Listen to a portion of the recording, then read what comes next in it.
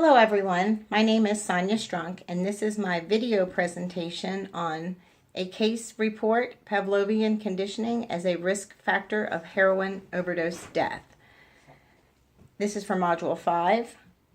In this presentation, I will discuss the implications of the article for working with individuals suffering from opioid addiction, how I will explain these findings to my clients who are dealing with opioid addiction, and finally, what practical advice I have based off this article. The article titled A Case Report, Pavlovian Conditioning as a Risk Factor of Heroin Overdose describes the heroin overdoses may be caused by the failure in action of conditioned tolerance, meaning that when a person injects heroin in a familiar place, the user may increase the levels of the drug to achieve the same effect as previously used tolerance. But when the same drug is taken in an unfamiliar environment, the conditioned tolerance does not come into play because it's not expecting it, which in turn may lead to an overdose death. The implications that I have gathered from this article are that the environment where the drug is taken has a much higher influence on overdose than the drug itself if used in the same amounts. For example, this case report explained in the article KJ was used to using in his home environment with his wife. He was conditioned to use there. His body was expecting the effects of the heroin, and he was conditioned to that environment. KJ and his wife made a conscious decision to stop taking heroin. And although KJ left the house and decided he was going to use that morning before work, he bought the same amount of heroin as before, but this time he used it in a public restroom, which was an unfamiliar environment, which in turn caused his overdose due to conditioned tolerance. This article used the testing of heroin addicts, where in some cases they were to receive 4 milligrams of hydromorphine by injection. Some they would inject themselves, and sometimes they would receive salt water. When the subject was given the opiate without prior indication, they had suffered a higher psychological effect, feeling the full effect of the drug, rather than when they knew they would be receiving the drug.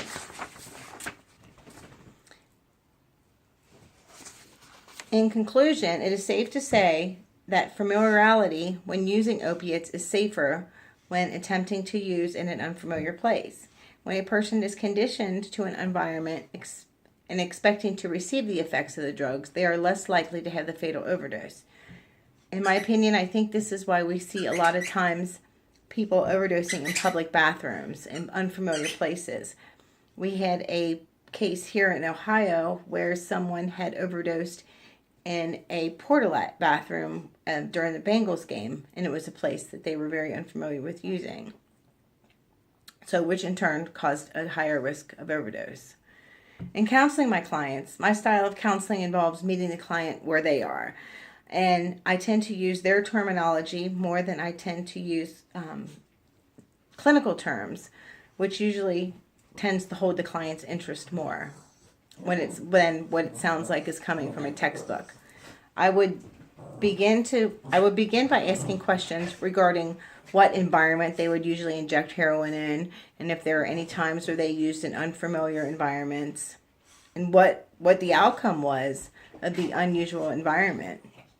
I have a lot of patients that have overdosed multiple times, and when I ask this question, it's usually in a bathroom or in a car. You know, we see a lot of that here in Ohio. We see them overdosing in cars with their children in the back, and and if they're not used to using it at home, I guess this would explain why this is happening so much more so than finding them at home. I would explain when the conditioned tolerance is being a place where they are unfamiliar with using the drug. Possibly safety comes into play here as well.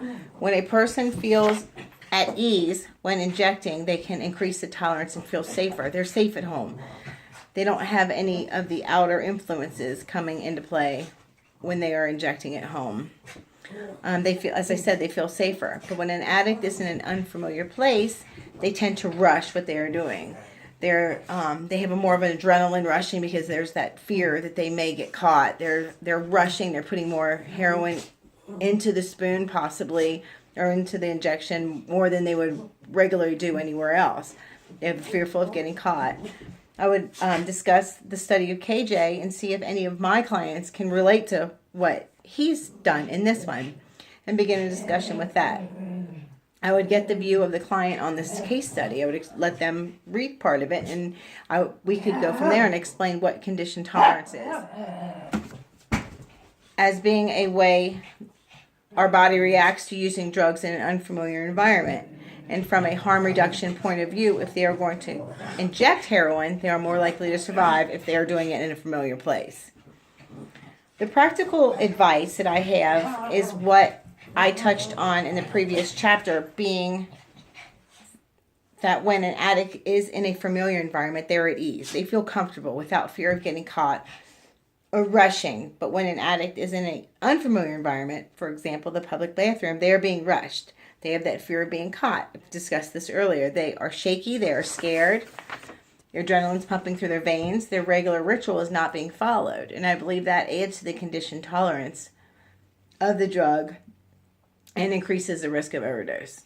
In conclusion, I believe that this was an interesting article. I would be interested to know if the heroin or the individual was tested for fentanyl, because that's what we're seeing here. We don't see a lot of people in Ohio that have overdosed on heroin, but mostly what we're seeing is fentanyl and carfentanil, and that is harder to bring back from the naloxone. They can't, if they have the police and the paramedics and the first responders are having a harder time bringing them back due to the fentanyl than just the heroin itself, which in most cases causes the overdose. Fentanyl must be tested for specifically. So if a lot of patients will take fentanyl, but I have to specifically send out a drug test to be tested for fentanyl. It just doesn't do it, and it doesn't fall under the opioid or the Oxycontin, either one of those on the 12-panel test. So I'd be interested in to see if that was tested in any of these studies. It is interesting to know that a person's environment could lead to an overdose, and from a harm reduction point, this is good information to pass on to my clients. This is good for them to know that when they are out on the streets, they are more likely to overdose than they are if they were at home or were their usual spot that they usually get high in. And that is all. Thank you.